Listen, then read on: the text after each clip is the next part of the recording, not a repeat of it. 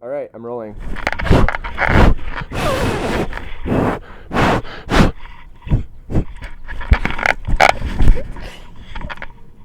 Ghetto filmmaking. Yep. All right, can you talk really quick? La la la la la la la la la. Maddie, what is art? Art is humans' attempt to find a balance between what they take in and what they put out. And I feel like we take things in all the time, every day. We take a lot in.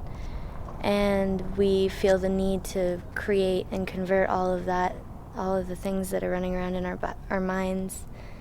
And we're trying to balance it out. We're trying to create as much as we receive. But doesn't it have to be intentional? Yeah, oh yeah, sorry. But yeah, it does have to be intentional. It's you can't just like take a crap and call it art. I mean, I guess you could, but I think it has more to do with the intention. It has to do, I mean, if you're eating things to make your poop look a certain way, that could be art. If you're pooping in a particular place, maybe that's art, but it's more about what you not necessarily are taking into your body, but taking into your mind and your heart or whatever, and converting it and creating with that.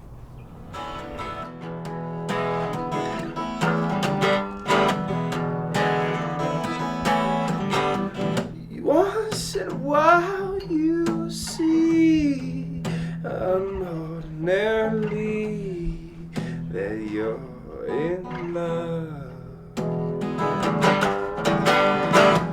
Once in a blue moon mighty angels fight for your free ride.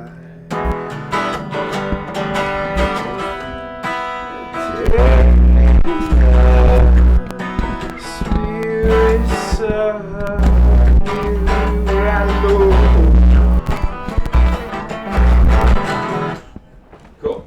Can you talk again? Hello. Yeah, it sounds perfect. All right. Okay, I'm Hannah Ray Berry. I'm a body painter, and I just love the natural forms and curves within the human form, and all the different textures, and just working with bodies. It's wonderful. How do you think art as a whole will be changed now that like every medium is in the hands of everyone? Man, I think it's going to open our eyes to a whole new world. I think it's going to make us realize that we haven't even come close to running out of things to do, that we have so much more to experiment with. I'm just so excited because I live to create. So I just am a big experiment. Could you please introduce yourself? Should I do Maddie or Madeline? Whatever you want. I'm Madeline Love. I'm working as kind of the visual director of photography for McBundy and for this is why I can't be high.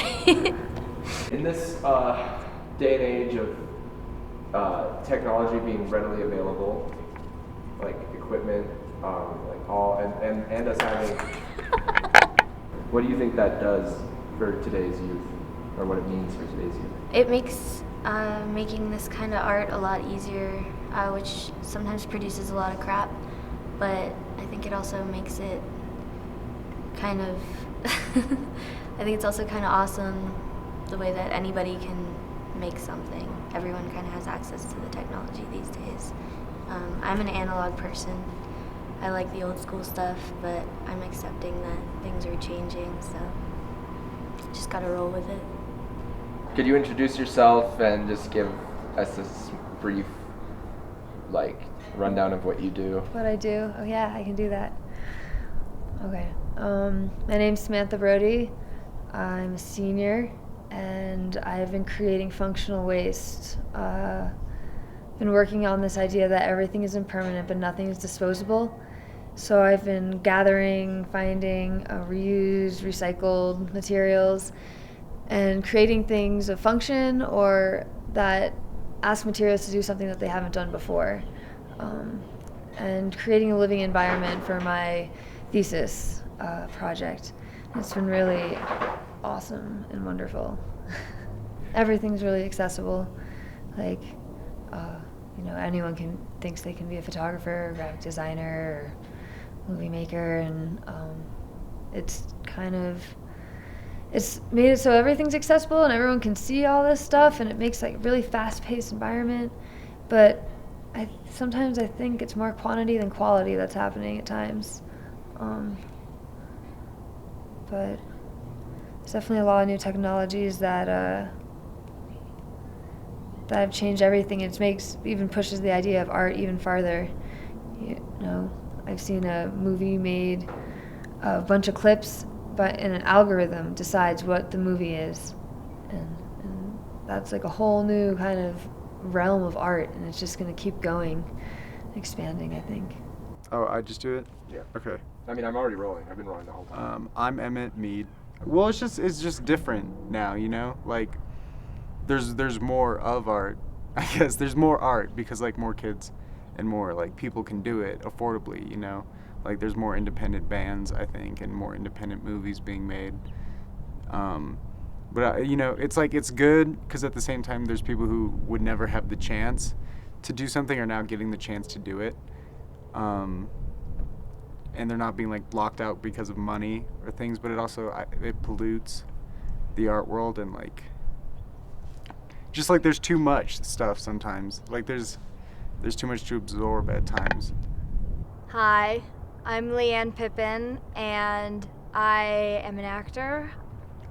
How important of a role do you think the current generation that we're in terms of art has played a role in allowing this project to happen? Can you rephrase that? Sorry. Yeah. Okay, how has the current generation allowed this project to happen? I think technology has a huge deal. It plays a huge role. Okay. I think technology definitely plays a huge role in getting art out there in the public. That's basically how we communicate nowadays, as kind of sad as it is. People who write can start blogs, like Tumblr is great for photographers, and like Vimeo and YouTube is great for people in film or even music. So I think because like this project works because we can share it a lot easier than we could, I would say, like 20 years ago. Hi, I'm Michelle McGregor. I am an actor getting my MFA in acting at the Yale School of Drama. And I forgot what else you asked me to talk about. Well, I do think that technology has obviously changed a lot of things about our generation. Specifically, like our ability to communicate is just different, I don't think it's necessarily bad or good, but different, and so I think that is going to affect all art that's being made. I mean, especially film and theater. I mean, any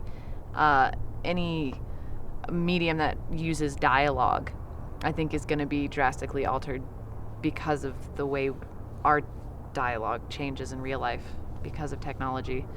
And then there's something about the internet that's quite big, it is, it's huge. And because the internet is so accessible and everything goes to the internet, that just, I don't know, I think that changes who you're reaching out to, I guess, in a way. I mean, why, when you're doing a film or a sketch or a video of any kind, and you know that the internet is where it's going to go and who that's going to reach, that's different than thinking about trying to get a screening somewhere. It's just a different, I think the internet's changed everything, obviously. I'm Asher Rafaelov. I like to make movies. I feel like some of the best art you can find these days is on the internet, and the only reason that it's just because it's so new that people aren't realizing that the internet allows you to release whatever you want to whomever you want. Anyone can see it, anyone can hate it, anyone can like it, and it can be whatever you want, because the only thing that is limiting you is your abilities and your imagination, because we have the ability to essentially do anything on the internet. We can do any type of weird ass video shit, like you could do stuff that you can't even fathom. Kids like, and the kids, I feel like youth is gonna take us there. That's like, people are discovering new ways of presenting data in artistic ways, and just things are just happening that are so crazy, and just like, and it's happening everywhere. I just think it's the best time to be an artist. I think it's that we live in a very beautiful era. But there isn't, since everyone can do that, there is an oversaturation of art. But I feel like the people who are really serious about it will rise to the top. If they're serious about art and if they care, then they're gonna make great stuff, and because they can, and eventually people will find it. I mean, that's all it takes. I mean, unless the internet shuts down one of these days, it's inevitable that if something is great, eventually it will be discovered, unless the internet gets shut off. In 100 years, when looking back at this generation or this era of art, do you think we'll see it as a renaissance, a digital renaissance, or a shameless orgasm of artwork? I don't know. Well, yeah, probably not an orgasm, but like it's probably going to be like seen as like a really like big time moving forward.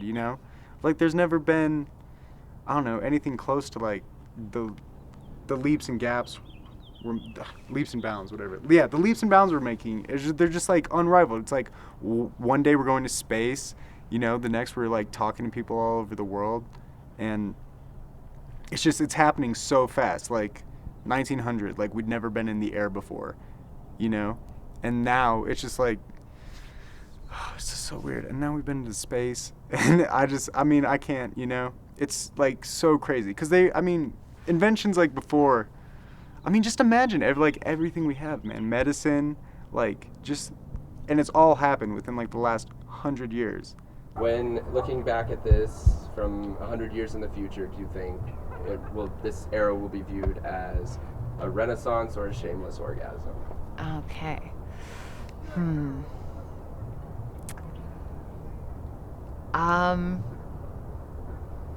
Gosh, I guess that totally depends on what's going on with them, 100 years from now. But, I'm gonna say more Renaissance, because we're sort of the start of these crazy changes in technology and what that does to our art, and I think we're doing interesting things with it. So, and I think it's easy for our generation to think we're like shit holes because we use technology when that's not our fault, it's just there. So I don't think other people will think poorly of us in that sense. When looking back at this time, this era of art, do you think, like in 100 years, say, do you think people will see it as a renaissance or more of a shameless orgasm? Shameless orgasm. That sounds a lot better than renaissance, but I think we are turning into more of a renaissance type of period, just because we have so much more that we can access. So I think we're more in tune with each other as a world as a whole, and because of that, what was the question? Will it be do you think it'll be a renaissance? It's a renaissance.